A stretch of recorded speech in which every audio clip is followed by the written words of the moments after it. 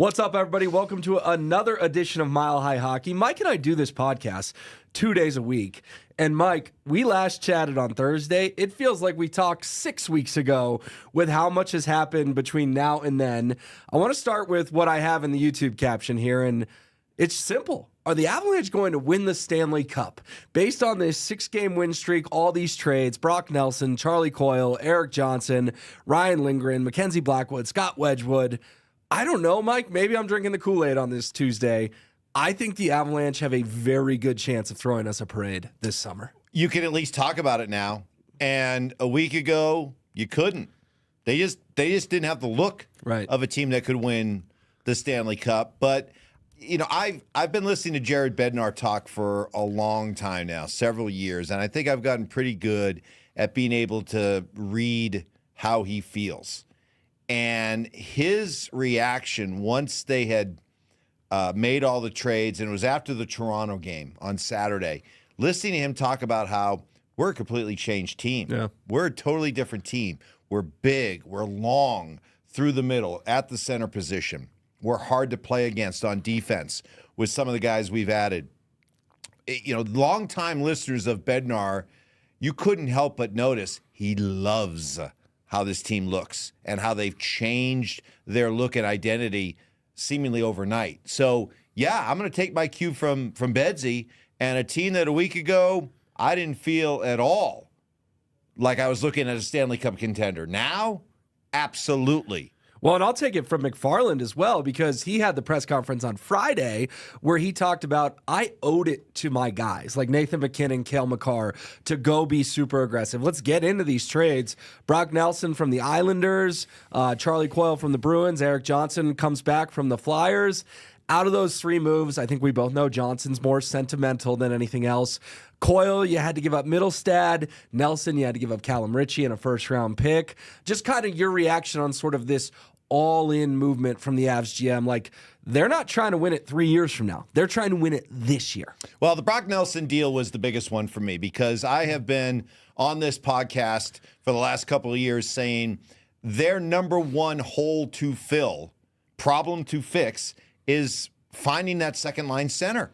Ever since Nazem Kadri walked out the door. Ever since Nazem Kadri left. And I have been hammering away at the idea that you have to find that second-line center. You have to have an above-average second line to go through a long playoff run and eventually finish up with a cup. So I am confident in saying that right now, on paper, just what I'm seeing, this is the best second line the Avalanche have had since they won the cup. Yep. Without any hesitation. It's the best looking second line they've had, with Brock Nelson centering for Val and Jonathan Drouin. It's the best second line they've had since they won the cup. So therefore, the arrival of Brock Nelson and what it means with some of these other moves, because in order to win a cup, you have to have an exceptional top line. You have to have an above-average second line, and you have to have a third line that is legit. And with Charlie Coyle centering that third line, and now Jack Drury being able to center that fourth line, Will, you are so strong right down the middle at those four center positions, and any team's ability to be able to roll four lines during the long haul of a playoff, that is immeasurable what an advantage that gives you. And the Avalanche are now in a position to be able to do that. Yeah, I mean, you had guys like Andre Burakovsky, who was a very good player playing a third-line role when they won the Cup in 2022. Middlestad, I mean, you had to say goodbye to Middlestad at some point. The problem, you just paid him last summer. Now, luckily, the money lines up with Charlie Coyle, but I just think McFarland is kind of ruthless, Mike. Like, I just think he's a little bit ruthless in how he does business. Callum Ritchie, yeah, whatever. We're not worried about prospects. Middlestad, yeah, we paid you. Sorry, you didn't live up to expectations here. I just think that the GM for the Avs, and listen, I'll be the first one to admit I criticized him after the Mikko Rantanen drill. He's looking at like GM of the year type stuff now if this all works out. I believe it was 9 trades when it was all said and done between the start of the season and now.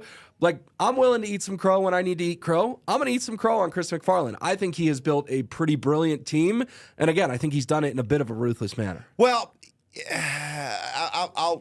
I won't go that far. I give him credit. Aren't they better now than when Mikko Rantanen was on the team? Yes, but understand this. it was Chris McFarland in charge the last 2 years. And it when was Chris Val Nichushkin disappeared twice. Okay, but there was still a number of moves that were made these last 2 years that, Nathan MacKinnon, after they lost to Seattle, came back that next year and said, I never felt like we had the team to compete. And that was even, with Val being on the team. He said, I didn't feel like we had the team to compete. I don't think Chris McFarland did a very good job these last 2 years, okay? Okay. So in many ways, he kind of dug a hole for himself with the moves that he made. But to his credit, he has done a remarkable job, at least, with our first glance at these moves. He's done an amazing job of digging out of the hole that he created. How about that? Okay? Okay. So he's in a position, but realize also that with these moves, you pointed out, this is a chips all in moves, right? Because you've got guys who are rentals, you got guys who have 1 year left on this deal. So in the attempt to dig out of this hole that was created these last 2 years, he has made a lot of really good moves that have positioned the Avs and put the Avs in a good position to be a heavy favorite to go win the Cup this year. But recognize that some of these moves, they better pan out now because there's no certainty of what's coming immediately after that. Well, and I love the line from Nathan MacKinnon when he says, we're not rebuilding yet. Because MacKinnon knows this is the window, and if he wants to win multiple Cups in his career, he's probably got to get one this year or maybe next. All right, so let's get to the hockey. They've won 6 in a row. MacKinnon gets 1,000 points last night. Kind of a funny thing because, he gets it in the first period. They all come on the ice, and Marty Nashis was offsides. So we do it again in the third period, which, by the way, that third period just disappeared. I don't know who your cable provider is. It was just gone. Gone. All of a sudden, I went to go brush my teeth, get ready for bed, and I come back, and there's Kyle Clark. And I was like, wait, they still have another period of hockey to play. And I was watching Kyle Clark. Anyways, long story short, I found the game eventually. But 6 in a row, Mike, MacKinnon 1,000 points.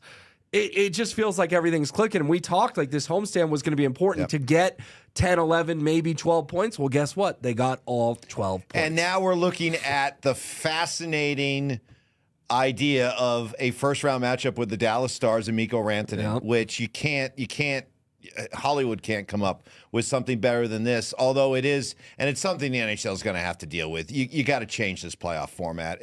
Nothing you can do about it right now, but the idea that the Edmonton Oilers and the LA Kings are likely to play in the first round for the 4th straight year, ridiculous. The idea that the Dallas Stars and Colorado Avalanche, currently as we sit here right now, 2 of the 4 top odds to win the Stanley Cup, 2 of the top 4 teams to win the Stanley Cup are likely to play in the first round, and one of these teams will be bounced in the first round is awful. It really is. And but that's the way it's drawn up. We're looking at a head-on collision course with the Dallas Stars. What a first-round matchup that is set to be. Well, and we got to talk about Mikko because he will be here on Sunday. Gabriel Landeskog said they're going to take him to dinner on Saturday night and sort of figure this all out, what happened. He ends up getting the $12 million from the Stars. Avs reportedly like 11-5, maybe 11-6. I'm just really curious, Mike, because I've defended Mikko, you've defended Mikko.